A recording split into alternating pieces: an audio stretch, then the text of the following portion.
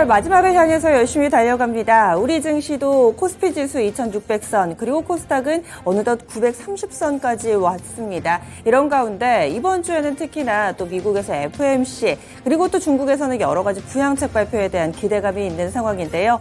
과연 앞으로 이 박스권을 뚫고 쭉쭉 뻗어 나갈 수 있을 것인지 기대와 우려가 상존하고 있습니다. 대체적으로 지수는 아직까지는 박스권이 전망되고 있는 주간 증시 전망 많이 나오고 있는 상황인데요. 과연 이 가운데서 종목별로는 또 다른 움직임을 나타낼 겁니다. 어디에 수익이 있을까요? 저희와 함께 성공투자 전략 한 주 동안 세워가 보시기 바랍니다. 그러면 오늘 시장에 영향을 미칠 만한 핵심 뉴스 정리해봤습니다. 먼저 첫 번째 소식입니다. 로봇 관련주들이 지난주 후반부터 꿈틀대기 시작했는데요. 정부 정책이 나왔습니다. 서울시에서 발표한 내용이고요. 어제였습니다. 서울시에서는 이 로봇 산업 육성 종합 계획을 발표했습니다. 핵심을 보자면은 4년간 2천억 원가량을 투입하는 것으로 알려져 있는데요. 이 초고령화 사회에 대비하고 또 로봇 대중화를 열겠다라는 포부입니다. 2026년까지 2029억을 투입하기로 했는데 그 가운데서 많은 부분이 이 특성화 펀드를 조성을 해서 기업을 지원하겠다라는 내용을 핵심으로 하고 있고요. 여기에다가 실무 중심의 로봇 인재 700명을 2026년까지 육성하겠다라는 내용도 포함되어 있습니다. 뿐만 아니라 그동안엔 로봇 하면은 배송 로봇이라든지 그리고 또 이 F&B 사업에서 활용하는 그런 로봇들만 떠올리셨을 텐데요. 이제는 로봇을 활용해서 돌봄 서비스에도 도입을 하겠다. 예를 들어서 어린이집에서 책을 읽어준다든지 이런 곳에 활용하는 이 로봇까지 로봇의 적용 범위를 조금 더 광범위하게 넓히겠다라는 내용도 포함되어 있습니다. 지역별로도요, 최근 들어서는 반도체라든지 2차 전지, 특성화 지역 이렇게 지목이 되는데 이 로봇 관련해서도 수서 일대의 로봇 기업들이 모인 로봇 클러스터를 조성할 거다라는 내용까지 포함되어 있습니다. 그렇다면 이 소식의 로봇주들 과연 오늘장 반응이 나올까요? 관련주들 정리해봤습니다. 대표적으로는 레인보우 로보틱스 있고요. 휴림 로봇, 뉴로메카, SBB테크, T로보틱스 있습니다. 지난주 마지막 거래일에는 거의 이 보합을 중심으로 해서 1% 안팎의 제한된 움직임만을 나타냈는데요. 오늘장의 반응이 관심이 쏠리고 있습니다. 다음 소식 넘어가 보겠습니다.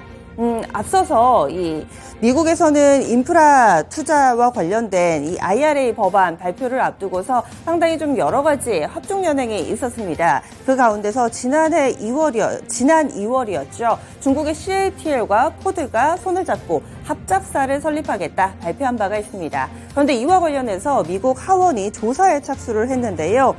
포드에 서한을 보냈습니다. 이 합작 계약과 관련해서 정보를 제출하라 이런 요구를 한 건데요. 앞서 2월에 이 포드와 중국의 CATL은 합작사를 이 미시간 지역에 설립을 하겠다라고 밝힌 바 있습니다.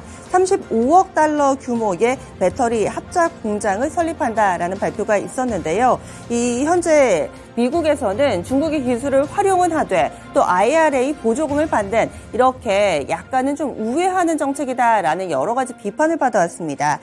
이번 조사 같은 경우는요, 표면적으로 CATL이 중국 신장 지역에 어느 정도 좀 공장을 가지고 있는데 이와 관련해서 강제 노동에 연루됐는지 이 부분에 초점을 맞춰서 조사에 착수한 것으로 알려져 있습니다. 하지만 이 부분은 표면적인 것이고 이 IRA 보조금을 받기 위해서 우회한 것이 아니냐 이 부분에 대해 직접적으로 또 조사를 할 수는 없기 때문에 이 신장 지역과 관련된 부분이 표면적으로는 거론이 되고 있는 상황인데요. 물론 이로 인해서 사업이 완전히 백지화되지는 않을 겁니다. 하지만 일정 부분의 보조금이 조금은 줄어든다든지 아니면 또 다른 제약을 걸 수 있기 때문에 이와 관련된 내용들 전반적인 셀 업체가 집중하고 있는 화제이기도 합니다. 그렇다면 국내 셀 업체들은 오늘장 여기에 어떻게 반응을 하게 될까요? 일단은 이와 관련해서 미국에 있는 이 완성차 업체들이 중국보다는 국내 셀 업체에 러브콜을 보낼 가능성이 더 높아지기 때문에 뉴스 자체는 호재성 뉴스라고도 해석이 가능합니다. 일단 지난주 마지막 거래일에 LG에너지솔루션은 2.3% 올랐고요. SK이노베이션과 삼성 SDI도 소폭이나마 상승권 움직임을 나타냈습니다. 다음 소식 넘어가겠습니다. 우크라이나와 러시아의 긴장 국면은 조금 더 긴장이 고조되고 있는 상황입니다. 앞서서 흑해 곡물 협정이 파기가 된 상황이고요. 이와 관련해서 5대 사항 근처에 계속해서 러시아 쪽에서의 공격이 이어지고 있죠. 이번에는 전술핵과 관련된 내용인데요. 앞서서 푸틴 러시아 대통령은 지난달에 러시아 상트페테르부르크에서 열린 국제경제 포럼에서 이런 얘기를 했습니다. 러시아의 핵탄두가 벨라루스 영토에 배치됐다라는 얘기를 했는데 이와 관련해서 이것이 없는 이야기는 아니다. 이 미국에서 이렇게 밝혔습니다. 미국 정보에 따르면, 미국 군 정보에 따르면은 이것이 사실이다라고 미국에서도 인정을 하고 있는데요. 이에 따라서 이것이 사실일 경우에는 동유럽 전반에 긴장이 고조될 수 있다라는 현지의 보도가 나오고 있습니다. 지금 현재 이 보고 계시는 사진 같은 경우는 벨라루스의 이 벨라루스의 대통령이고요. 그리고 또 푸틴 러시아 대통령입니다. 상당히 그동안에도 친밀한 관계를 좀 유지를 해왔었는데 벨라루스에 실질적으로 이 전술핵이 배치됐다라는 내용은 현재 이 우크라이나와 러시아의 상황에 상당히 좀 의미 있는 중요한 내용이라고도 볼 수 있을 텐데요. 이와 관련해서 긴장이 더욱더 고조되고 있습니다. 만에 하나의 경우 러시아가 핵을 사용할 경우 두각을 나타낼 수 있는 그런 종목군들인데요. 해독이라든지 혹은 방독면 이와 관련된 사업을 영위하는 업체를 정리해봤습니다.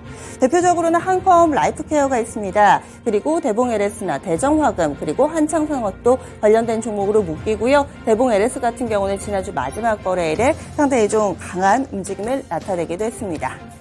다음 소식 넘어가겠습니다. 우크라이나 재건과 관련해서는 계속해서 뉴스가 나오고 있는데요.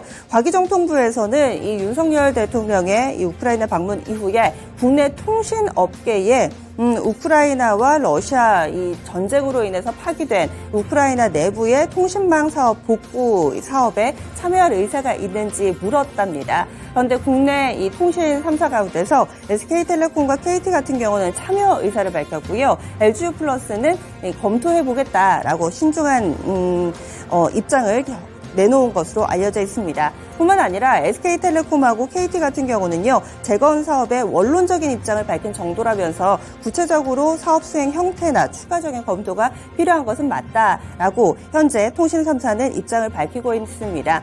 일단은 이 우크라이나 재건 사업에 통신 3사도 참여할 수 있다라는 가능성이 이번에 좀 나온 것으로 볼 수 있고요. 앞서서 이 플랫폼 업체들 같은 경우도 이 역할을 모색해 나가고 있습니다. 네이버 같은 경우는 이미 발표한 바가 있죠. 디지털 트윈 그리고 이런 인프라 구축에 함께 하겠다라면서 참여 의사를 밝힌 바 있고요. 또 카카오 모빌리티 같은 경우는 교통 인프라 재건 참여 의사를 밝힌 바 있습니다. 그렇다면은 관련된 종목입니다. 이번에 우크라이나 재건 관련해서는 워낙에 토목이라든지 인프라 투자 이쪽으로만 묶였었는데요. 이번에 통신 3사들 5G라든지 인터넷망 설립과 관련해서 또 영향을 받을 수 있는 종목군들 이렇게 정리를 해봤습니다. 아래쪽에 웨이버스 같은 경우는 디지털 트윈 그리고 현대 무벡스는 디지 스마트 시티 관련된 종목으로 묶이고 있습니다. 다음 마지막 소식 넘어가겠습니다. 마지막으로는 지난주 마지막 거래일 뉴욕 증시인데요. 뉴욕 증시 지난 금요일에 큰 움직임은 없었습니다. 보합권 혼조 양상이었는데 상승과 하락폭이 제한되는 모습이었습니다. 이런 가운데서도 다우지수는 소폭이나마 일단은 오름세를 나타내면서 10거래일 연속 상승에 성숙봉하는 모습이었고요. 종목별로 희비가 엇갈렸습니다. 현재 미국 증시에서는 실적에 상당히 영향을 받는 종목군들이 많은데요. 실적이 부진하게 나타난 아메리칸 익스프레스 같은 경우는 약세 흐름 뚜렷하게 나타났습니다. 뿐만 아니라 이번 주에 있을 FOMC를 앞두고서 관망세도 뚜렷하게 나타나면서 지수가 큰 움직임을 나타내지는 않았습니다. 현재 시간으로 25일과 26일 양일간에 걸쳐서 FOMC 열리고요. 우리 시간으로는 27일 새벽쯤에 금리와 관련된 결정이 발표될 예정입니다. 이렇게 해서 핵심 뉴스 알아봤습니다. 오늘도 개장은 증권통과 함께 하시죠.